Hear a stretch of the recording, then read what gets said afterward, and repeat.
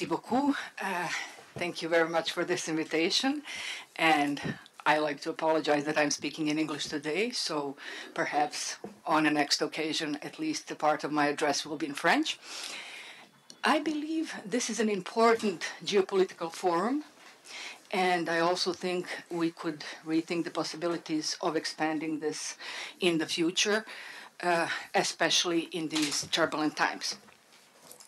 So firstly, let me say that the scope of contemporary world transformations we are witnessing today is what I have called the transition of epochs.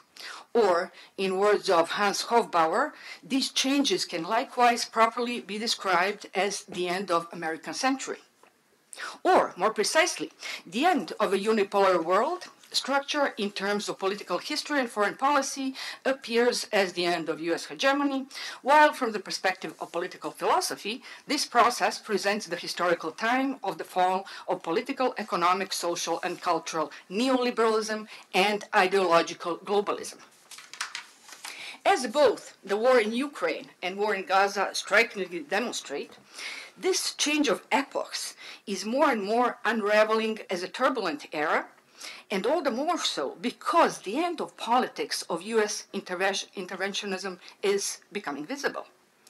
Or, even more accurately, the fall of an empire will not be a peaceful one, as it is currently unfolding as a series of regional wars with potentialities for further escalation.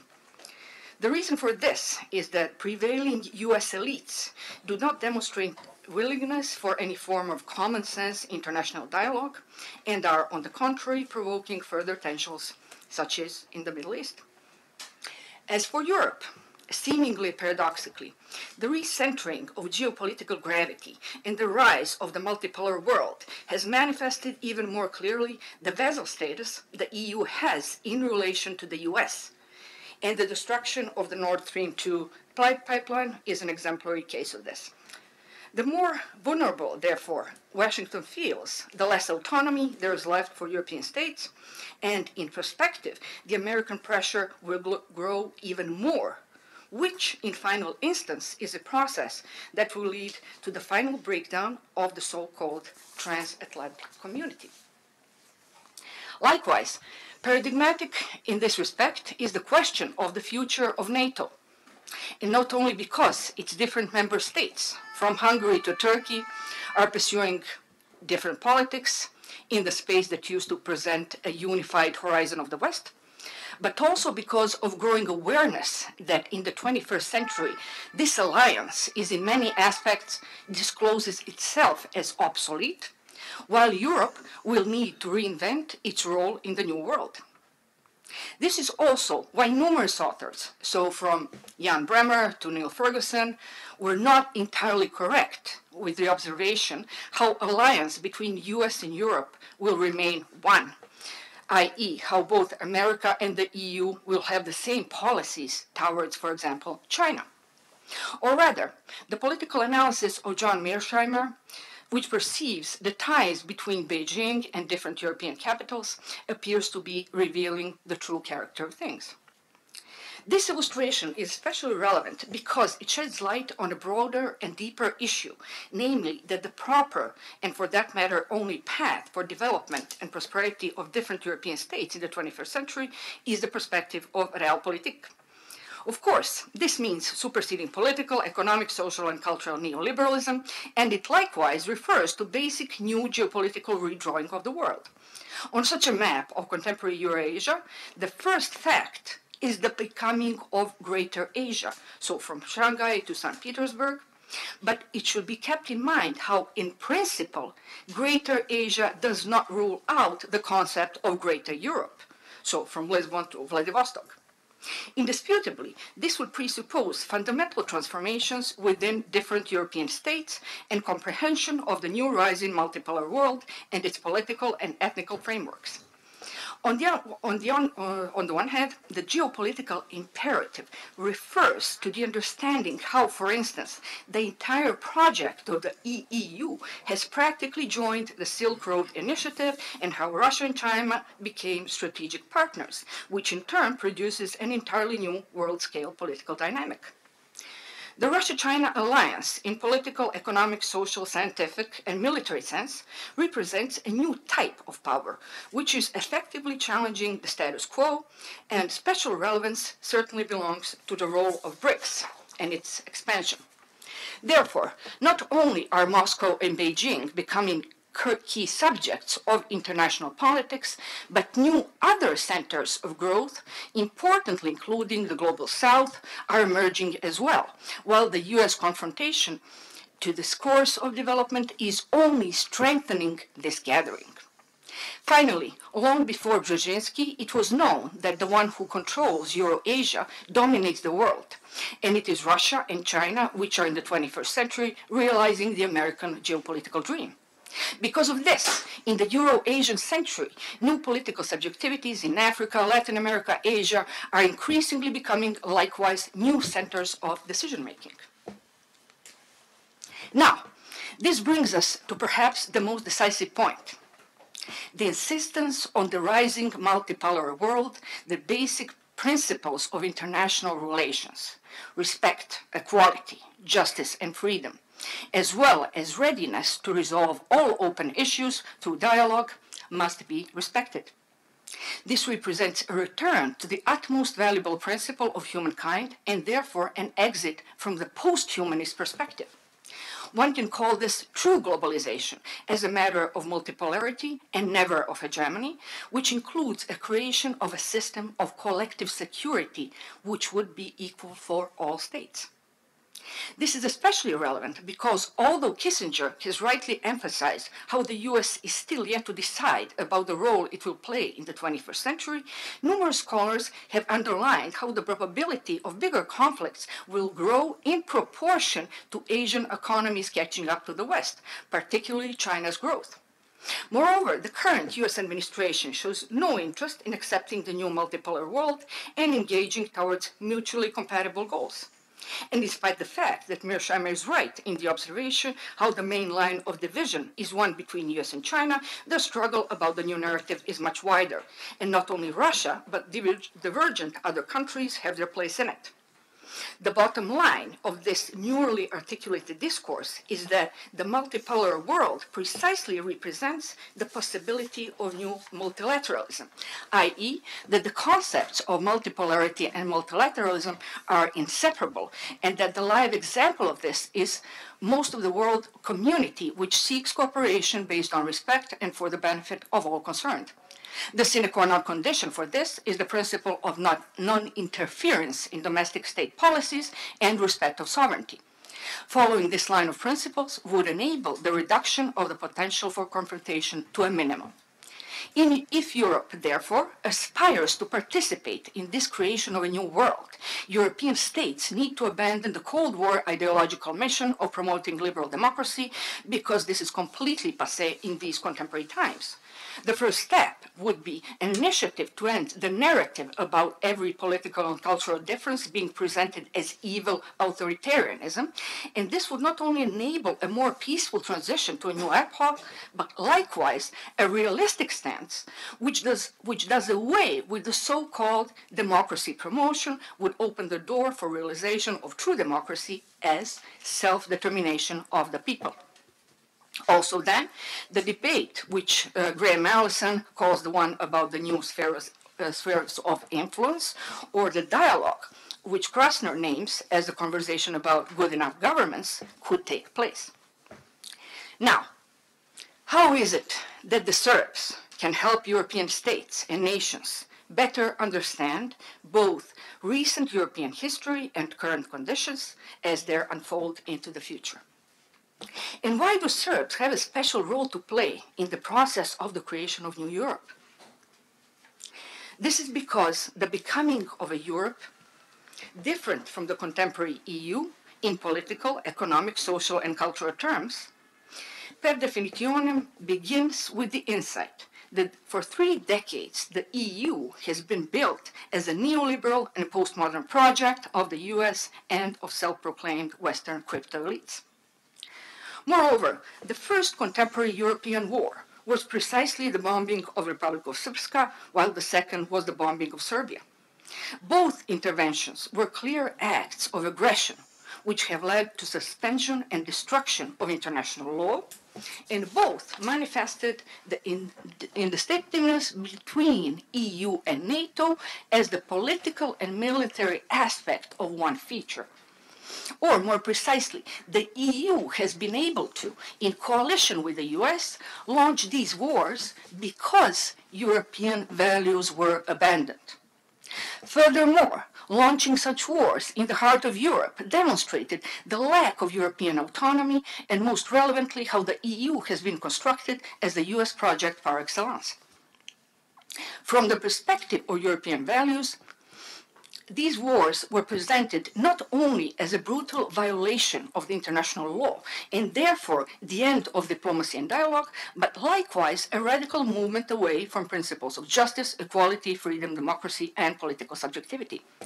Moreover, the NATO bombings and the involvement of the EU in this practically displayed how there is no structural difference between NATO and the EU, i.e., that they are the other of the same. In final instance, what lies at the heart of this logic is the militant, conquering, and totalitarian aspect which operates on the friend-enemy distinction, binarism, and Manichaean divisions. These two cases of bombing of Srpska and Serbia, i.e., the first so-called humanitarian interventions of the West, revealed the true nature of the project of exporting democracy and are relevant examples of biopolitics as dehumanization and criminalization of the enemy, of the other who does not act as an obedient subject to the neoliberal system and its projected totalization, and these were the Serbs, yet once again in history. Also, the war of the Western quasi-elites against the Serbs has demonstrated how neoliberal globalists presuppose the hierarchical division between more and less civilized people, and how they stipulate the political existence of barbarians who must be disciplined for the sake of prosperity. As for Europe, in these events, most of its states were reduced to the use of empty and brutal force, and this in turn, in its foreign policy, corresponded with the process of neglecting national and social interests at home. Only now it is becoming clear how exclusively politics of opposition to interventionism and one of the returns to sovereignty is the path for political subjectivities and true democracy as the will of the people. This is the basis for new social contracts, which would, in final instance, produce transformations of the whole system. In the time of rebirth of history, the appeals for freedom, justice, and dignity are yet once again interrelated, reopening the potential and political relevance of the name of Europe that exists only in plural, i.e., in multiplicities and preserved differences.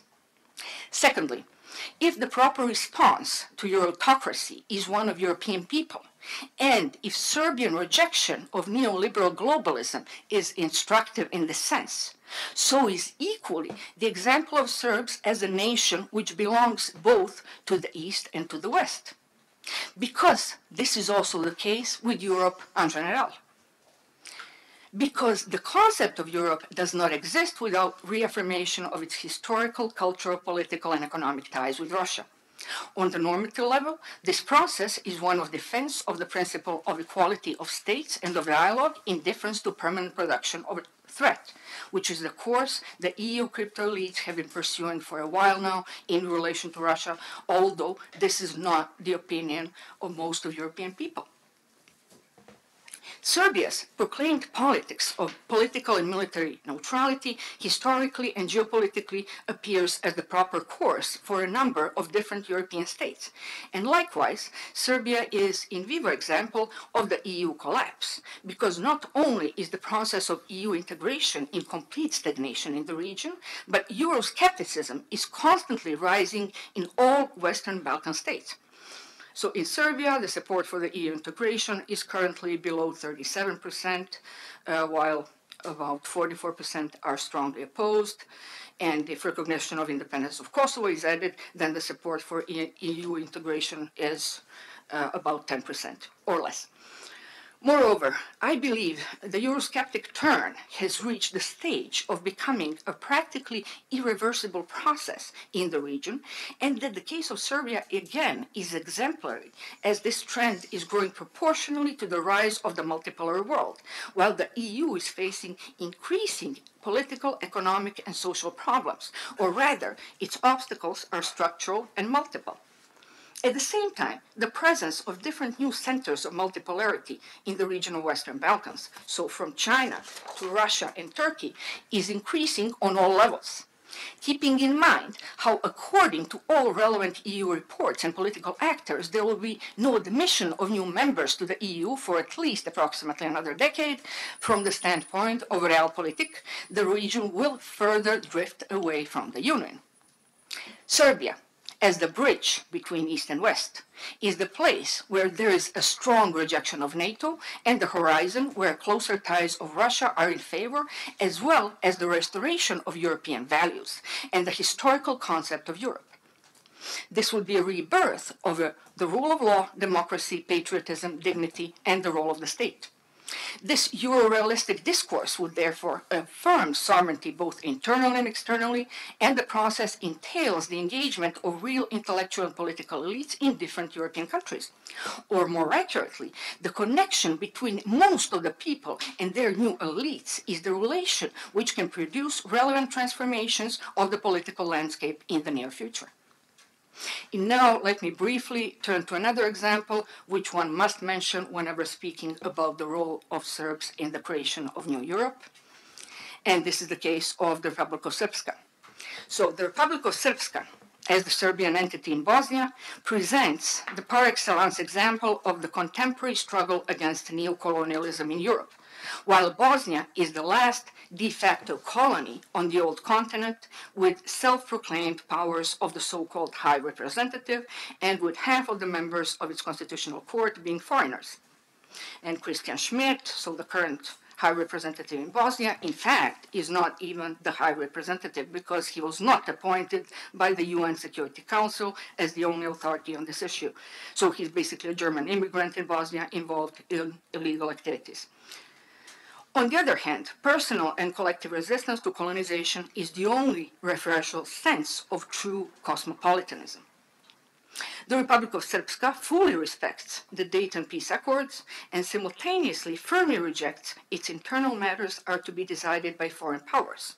Moreover, the Republic of Srpska is following the path of democracy as self-determination, and the structural commitment of its people is one of freedom and equality.